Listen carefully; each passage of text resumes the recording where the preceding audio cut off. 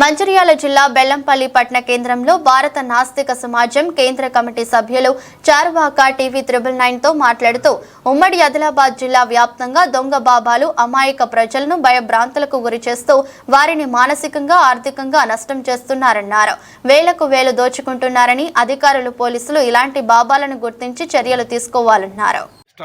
ఉమ్మడి ఆదిలాబాద్ జిల్లా వ్యాప్తంగా దొంగ బాబాలు స్వామీజీలు ఎలా తయారయ్యారంటే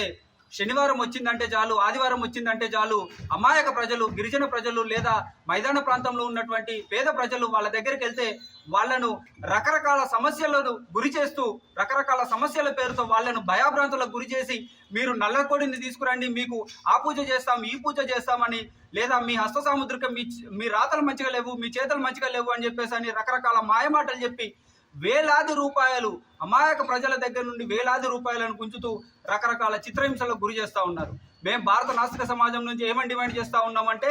ఇవాళ సమాజంలో ఇటువంటి దోపిడీకి గురవుతున్నటువంటి ప్రజలను కాపాడాల్సినటువంటి బాధ్యత ప్రభుత్వం మీద ఉంది, పోలీసు యంత్రాంగం మీద ఉంది. మీరు వెంటనే స్పందించి అన్ని ప్రాంతాలలో ఆదివాసీ గిరిజన ఏజెన్సీ ప్రాంతాలతో పాటు మైదాన ప్రాంతాల్లో సైతం జిల్లా వ్యాప్తంగా పోలీసు అధికారులు, కలెక్టరు, అధికార యంత్రాంగం అంతా వెంటనే స్పందించి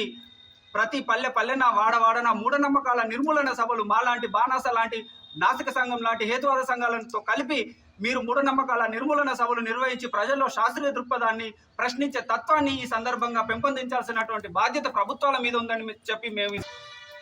ప్రభుత్వం వెంటనే స్పందించి ఇటువంటి దొంగ బాబాలను స్వామీజీల పైన కఠిన చర్యలు తీసుకోకపోయినట్టయితే మేము భారత నాస్తిక సమాజం నుండి మూఢనమ్మకాల నిర్మూలన చట్టాన్ని తీసుకురావాలనే డిమాండ్తో పాటుగా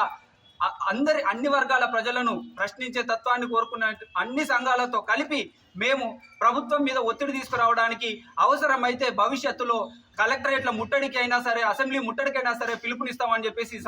ఈ సందర్భంగా ప్రభుత్వాన్ని హెచ్చరిస్తా ఉన్నాం.